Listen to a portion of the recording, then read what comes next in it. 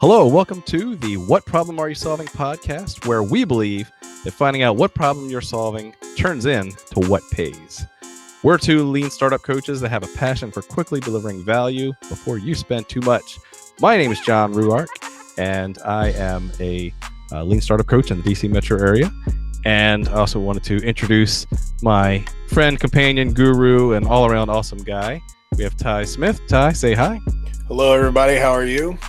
How you doing? This is Ty Smith, also a lean startup coach, more on the innovation strategy side, but lean startup nonetheless. Yeah, I'm sure you'll tell us a lot more about that as we go through this wonderful journey that we have of the podcast. And, you know, Ty and I have been working together off and on for how many years, Ty? About a little over 5 years now. Yeah.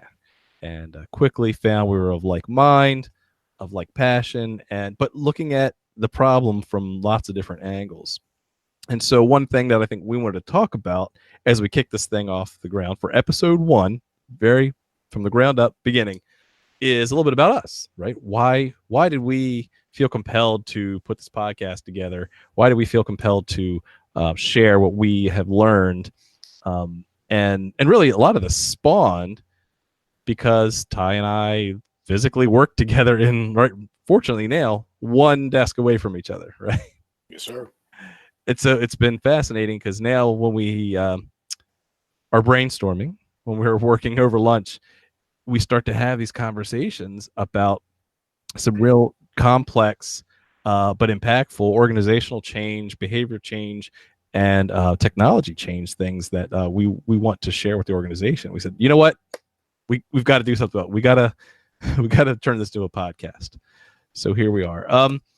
Why don't we start off by introducing you, Ty? What I want to hear from you is a little bit of your background, but more importantly, what parts of your background led to the Ty Smith we know today as the lean startup coach, and kind of what influenced you, and you know what, and then really to finish it up, why are you so passionate about this whole lean startup movement? So take it away. So for me, I think it really comes down to that probably since I've been about 13 years old, I've been a coach. Started off in track and field coaching. So I was a state champion in high school. I had an opportunity to figure out how to do it. You know, they say those that can't coach, those that can do, those that can't coach. Well, I could do and coach, because I believe it's important to be able to do it, to be able to demonstrate, and to be able to figure it out. And so from that point, I've always had an interest in helping people figure things out. I say I could sell a whole lot of ideas. I just don't sell stuff, but I sell ideas. And so ideas and coaching are all, and selling those ideas are all part of the same, I guess, the same family. And so I've taught at both the high school level and somewhat in the elementary level. I've taught in the collegiate level. And I moved those same kind of learnings over into working with organizations. I've been in the Metro DC area since 1993, where I came to go to graduate school at Howard University. From there, I had an opportunity to do all kinds of wonderful work and work with some very, very smart people who taught me a lot of very wonderful things. And so I've parlayed all of that learning to where I am now in helping people figure out what they want to do in as quick a possible time, with data, proving that what they really, really want is important and that they understand how to get there without wasting a lot of time. Part of my avocation, in other words, the things that I don't get paid for, but I am just as passionate about as if I was getting paid for, is understanding organizational dynamics. And so one of our axioms in my avocational world is organizations are specifically designed to get the results that they get. And so if I could help an organization redesign its behavior, understanding what it wants to do, understanding the boundaries of what people do and what they're authorized to do in a way that they could get to the results that they're looking for as quickly as possible, man, what a wonderful idea. And so I've worked all over. I worked in corporate. I've worked at home box office in New York as an executive up there doing work in organizational and leadership stuff. And so I find myself working with Jon nowadays, having a great time, really helping an organization, organizations, I should say, that are about a mission. And how tough is that? You know how to do it in the commercial sector when they're getting paid because you know what exactly you're measuring, but how do you measure impact? And so that's part of the challenge. And so that's what I bring to this whole lean startup world. So what inspired you once you first started hearing about business model canvases and this whole startup movement? Why that? Like what's drawing you to that over anything else? So what's interesting is I don't have an MBA. Don't know anything about business. That is not my background. I am a psychologist, if nothing else. And even then I don't have a degree in it. But when I started working with a particular government client and they were trying to figure out, okay, so how are we going to move from this kind of business to another kind of business? Because we understand that the thing that people find important isn't what we used to do, but we understand what we need to do. We couldn't figure out the transition. And so my job was to help them figure out how to make that transition. And now, so never having written a business plan. Oh, and by the way, we don't write business plans anymore. We write business models. We help the people design business models. Nice. I'm sorry? That's awesome. Yeah. And so understanding and helping an organization get to a business model, how it creates, captures, and delivers value was absolutely fascinating. So I had no idea what that was. None. But I found this really fascinating guy named Alex Osterwalder who wrote a book back in 2010, was talking about some things. I was like, this is kind of cool. It's exactly what I'm trying to figure out. And as a matter of fact, it reminded me of when I was working with kids and doing therapy, that kind of therapeutic settings. And so it helped me kind of crystallize in my mind what a business model was, and helping me do that. It helped me with this client. And so I've been studying this stuff, man, since like 2010. It feels like I've written my own MBA on this stuff. I'm glad you brought that up because there's one book that I was really turned on to early on was The Personal MBA, which is a book that basically says you don't need to go through 4 years to get an MBA if you're really just trying to learn what is a business, how does it run, how does it work, and what things you have to consider, right? And that's a great point that all you need to do is really just open your eyes, try something out, crack open a book, many of which are free, right? It's not that hard. But man, is it so true. We can't often we'll find people in the clients and organizations we support that just don't look outside of what's going on within their office or their organization. And it's so frustrating when you see this world of information out there. Yeah. And we've talked before about how do you inspire curiosity, right? How do you not become incurious or uncurious? Yeah, it's tough.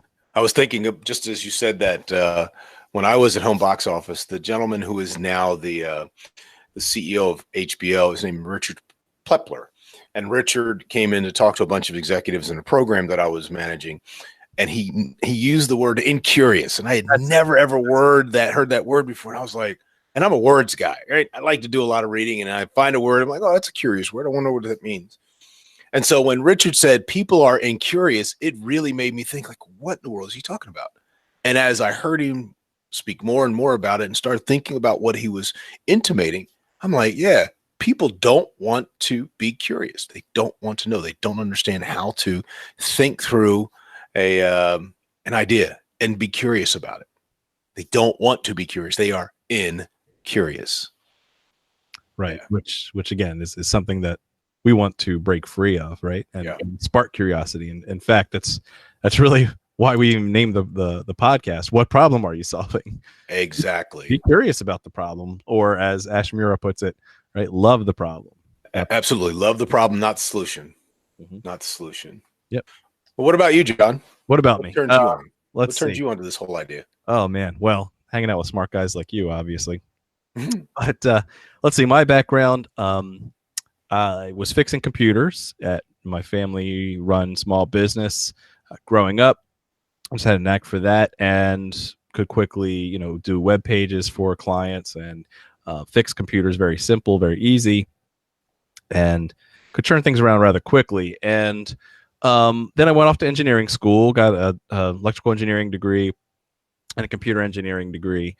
and then eventually made it into the real world of like defense contracting. So I started with a little small company called Lockheed Martin. Don't know if Yeah, it's just a little small one. a little small thing. They make toys, little tiny toys. And quickly, I was taught a different method to solve and build things than I naturally came accustomed to, right? Oh, well, you need to have all these requirements filled out, and then you have to go through this initial requirements review, and then a critical design no, I'm sorry, a preliminary design review, then a critical design review, and then it gets built. And I was like, okay, not how I've done anything in the real world and delivered solutions and had happy customers. And but I'll play along. This is the environment I walked into, and like anything, it helps to kind of really know what the system is, right? So if someone says, "Here's a system engineering framework, take it away," you adopt it. You say, "Okay, let me understand how this whole thing works, Right. so that I can use it," right? But as my knowledge increased, as my curiosity increased over time, I got enough courage to challenge that process and start asking myself and others, why are we doing it this way? And that's a powerful question, right? Just asking why, right? We teach that in some of the classes that we teach, right? And just having the intestinal fortitude to say, I don't understand why we're doing it this way.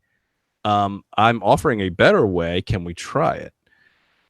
And so like any re-entry into Plato's cave, you certainly find that there will be resistance from those who have lived their whole life in Plato's cave, to use the allegory.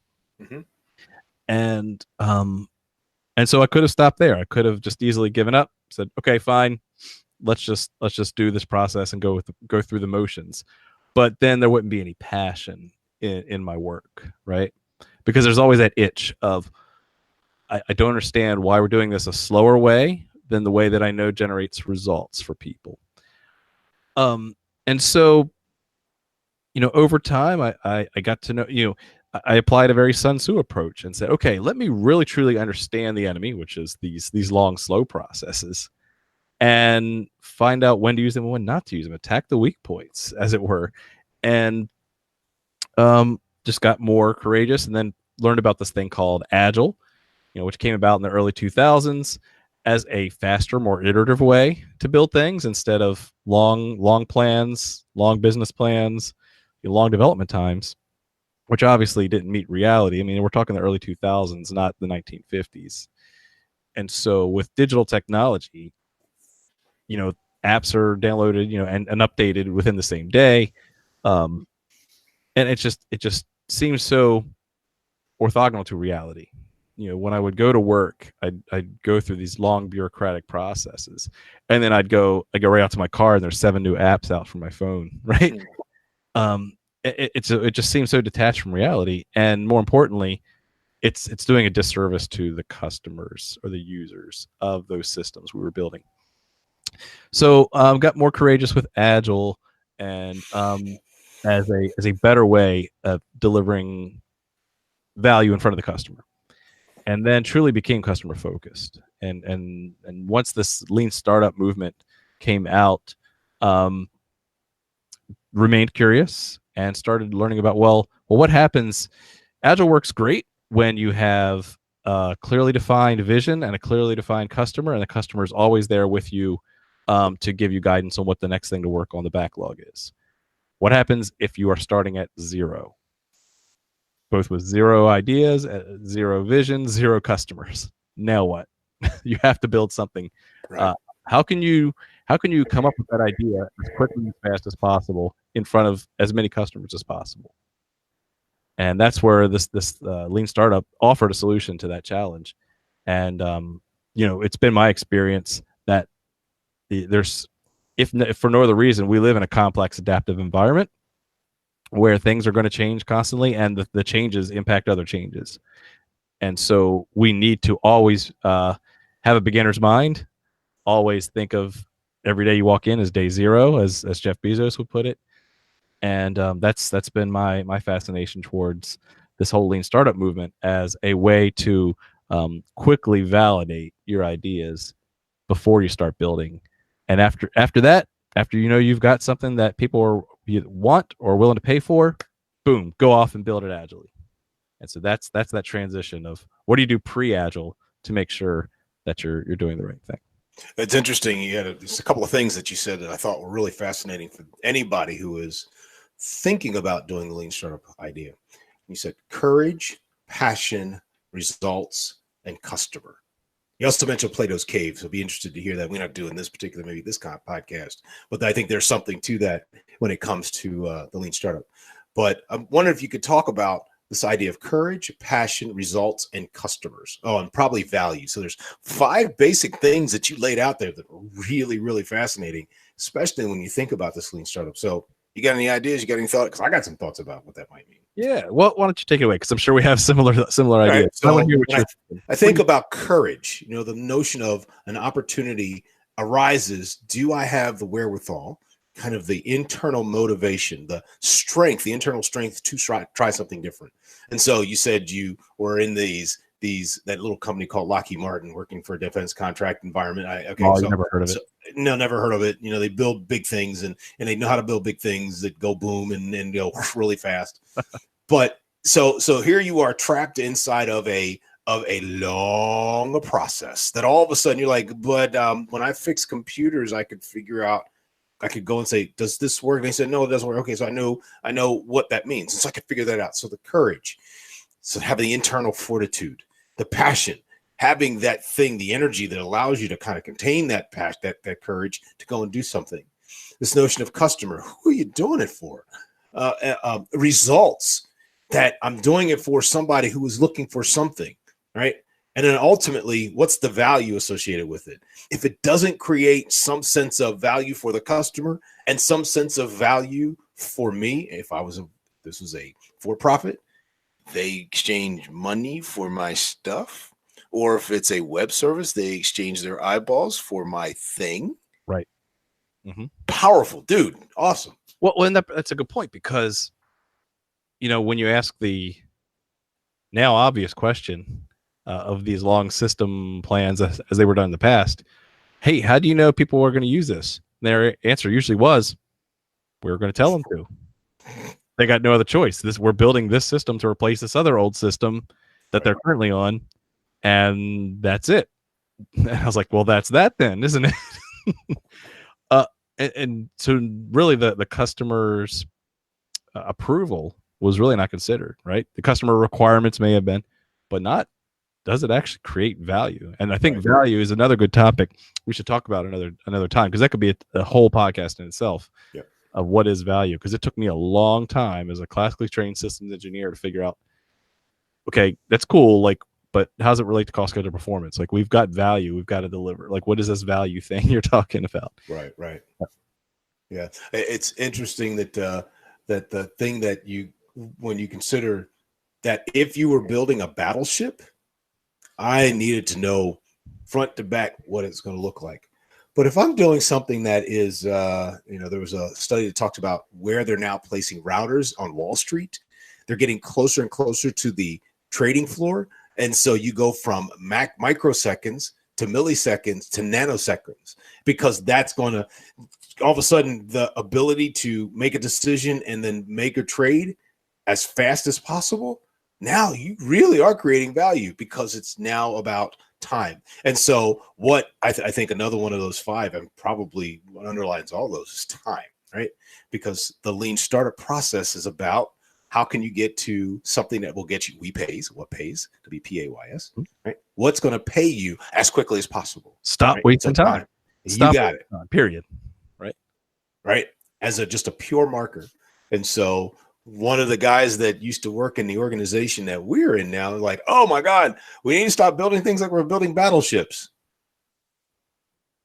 Well, if you needed to build a battleship, you need to commission a battleship 5 years from now. You need to figure out when to tell the miners to start digging out iron ore, to smelt it, because at some point the iron has to be smelted, transported. Right. But if you're pushing buttons, writing code, Right. Microservices now. I mean, you just plug and play Docker containers. It's really not. It does not take a lot of time nor infrastructure to get started. Absolutely. And so the same methods that got us successful integration of battleships can still work in 2019. But I don't know why you'd want to do that, right? It's like I could walk to work or I could take my car. Like, I mean, with the long commute, one's going to be much more efficient in the long run to do it. You could certainly walk to work every day. Do the 30 miles each way. Cool. Enjoy that. You'd probably be very fit. Sometimes the weather would be bad, but otherwise it'd be great overall. But then the horse came along, right? And the car came along. And so that's really what we're trying to do, is maximize the utility of your time, which is really the heart of Lean. Yes. And the Lean startup movement overall. Yes. So that's it. And then let's talk about the last piece of this, which is, again, why did we call this podcast the What Pays podcast? You alluded to it, and I want you to kind of draw this thing out and help explain why we call this What Pays. So, John, you had mentioned this, one of the merging experts in the Lean startup process. His name is Ash Mura. And Ash, in his blog on his website, leanstack.com, about 3 years ago, he wrote this really beautiful blog post on his Lean Stack. And it was called Love the Problem, Not the Solution. Yes. Right. And it was so crystal clear. I don't even remember what was in the body of the blog post. The title itself was like, hello. And so I spent a lot of time like, you all need to read this. Email, you all need to read this. Email, you don't have to read anything else. Well, yeah. You were one of those people that got that. Right. You don't need to read the blog. Just read the title. Right. And so I have spent the majority of my career at this agency that we were both in, raising my hand going, what are you all doing? What problem are you solving? Mm-hmm. WPAYS. What problem are you solving? Will probably help you get paid. So if you can really truly figure out the real problem that you're solving, because how many times have we heard of businesses try something new and they haven't really satisfied an actual problem? They've built something great, but have not solved a problem for someone. Absolutely. And only truly when you solve someone's problem will they exchange value for you. And in the commercial world, is payment, is financial. So if we offer up that, if what you truly find out what problem you are solving, you will find out what pays, what PAYS. But it's funny because it was caricature the way that you came up with this. Hey, Ty. And, so our space, for those of you are listening, our space is really for where we work, unique. Silicon Valley, not so much so. But we got whiteboards everywhere. Oh my God. Printouts everywhere. No, we got windows. And so John jumps up and says, watch this. And he writes WPAYS. I'm like, okay. And he said, no. You understand. WPAY. said, what problem are you solving? In other words, Ty, what pays? Exactly. Mind blowing. I was like, dude, that is the jam.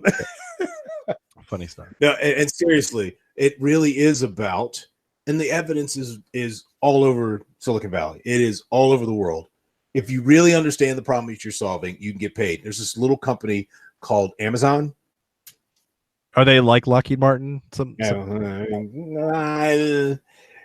Bezos is always putting the customer up in front of every activity, saying, so what problem are we solving for the customer today? Love it. Yeah, man, that's a great point to end on a high note. All right. I want to thank you, Ty, for joining me on this journey here as we start. Thank you, John. The journey of the What Pays podcast, and I hope that for all of you who are listening to it, will kind of help like, subscribe, share, and all that good stuff once we get all the infrastructure up and running. So Hello. with that, I bid you adieu. Thank you very much. And we'll hopefully talk to you next week. See ya. Deuces. See ya. Talk to you. Bye.